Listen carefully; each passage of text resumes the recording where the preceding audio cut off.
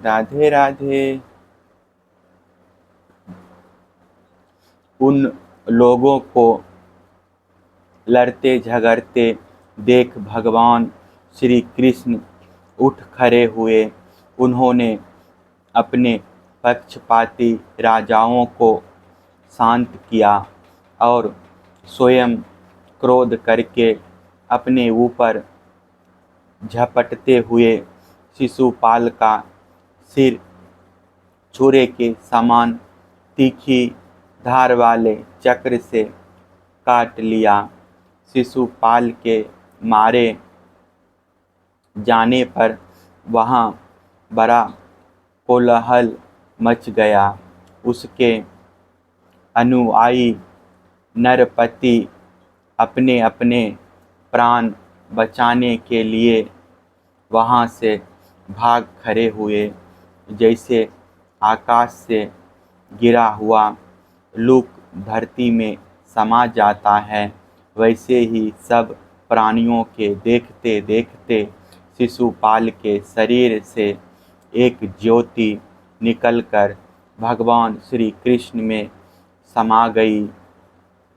परीक्षित, शिशुपाल के अंतःकरण में लगातार 3 जन्म से वैर भाव की अभिवृद्धि हो रही थी और इस प्रकार वैर भाव से ही सही ध्यान करते करते वह तन्मय हो गया, पार्षद हो गया।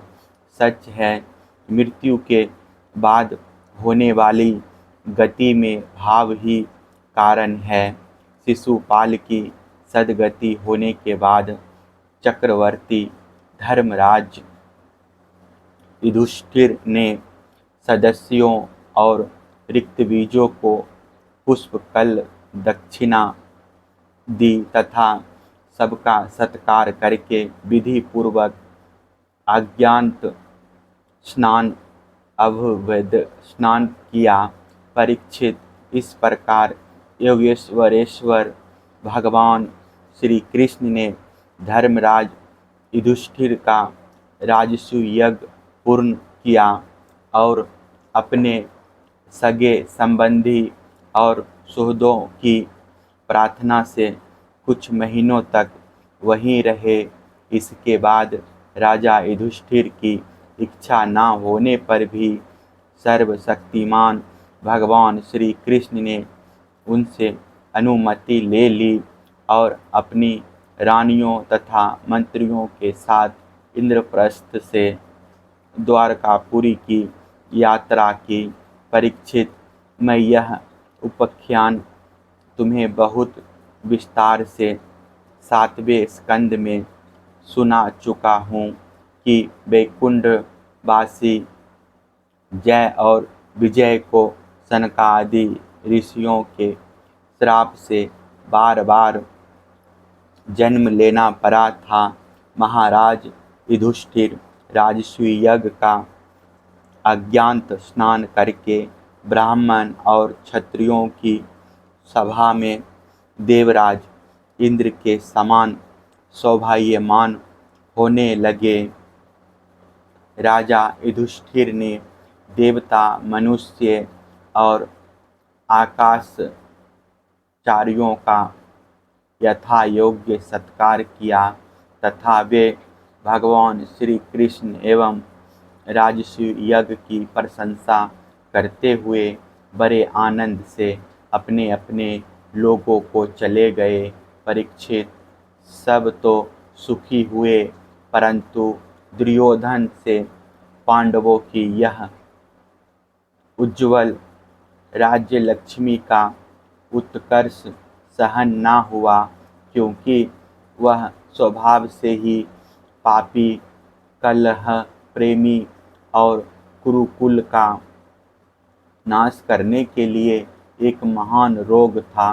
परीक्षित, जो पुरुष भगवान श्री कृष्ण की इस लीला का शिशुपाल वध, जरासंध वध, बंदी राजाओं की मुक्ति और यज्ञानुष्ठान का कीर्तन करेगा, वह समस्त पापों से छूट जाएगा।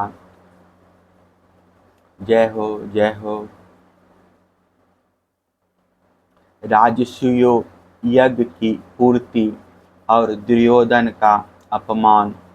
राजा परीक्षित ने पूछा, भगवान, अजात शत्रु धर्मराज युधिष्ठिर के राजसूय यज्ञ महोत्सव को देखकर जितने मनुष्य, नरपति, ऋषि, मुनि और देवता आदि आए थे, वे सब आनंदित हुए, परंतु दुर्योधन को बड़ा दुख, बड़ी पीड़ा हुई। यह बात मैंने आपके मुख से सुनी है। भगवान, आप कृपा करके इसका कारण बतलाइए। श्री सुखदेव जी महाराज ने कहा, परीक्षित, तुम्हारे दादा युधिष्ठिर बड़े महात्मा थे।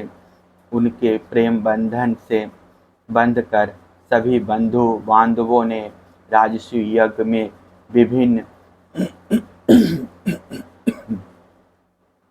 सेवा कार्य स्वीकार किया था। भीमसेन भोजनालय की देख रेख करते थे।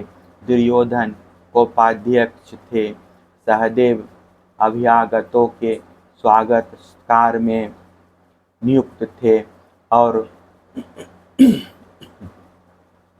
नकुल विविध प्रकार की सामग्री एकत्र करने का काम देखते थे। अर्जुन गुरुजनों की सेवा शुश्रूषा करते थे और स्वयं भगवान श्री कृष्ण आए हुए अतिथियों के पांव पखारने का काम करते थे। देवी द्रौपदी भोजन परोसने का काम करती और उदार शिरोमणि कर्ण खुले हाथों दान दिया करते थे।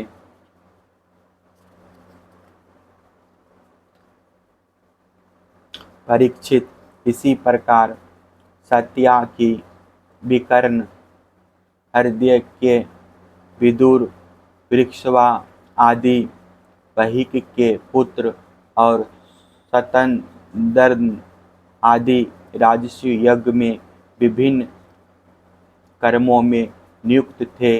वे सबके सब वैसा ही काम करते थे जिससे महाराज युधिष्ठिर का प्रिय और हित हो।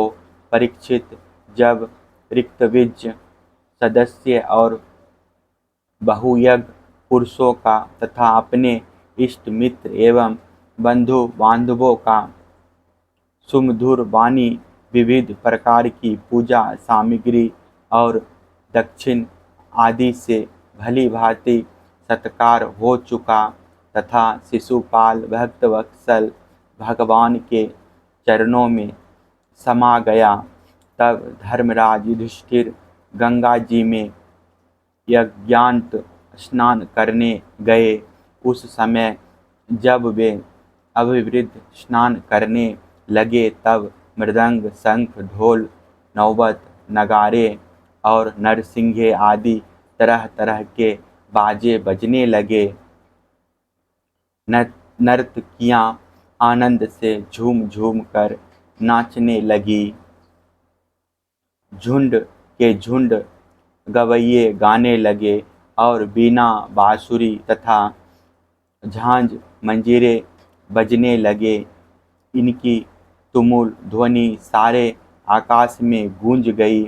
सोने के हार पहने हुए यदु, संजय, काम्बोज, कुरु, केकई और कौशल देश के नरपति रंग बिरंगी ध्वजा पताकाओं से युक्त और खूब सजे धजे गजराजाओं, रथों, घोड़ों तथा सुसज्जित वीर सैनिकों के साथ महाराज युधिष्ठिर को आगे करके पृथ्वी को कपाते हुए चल रहे थे।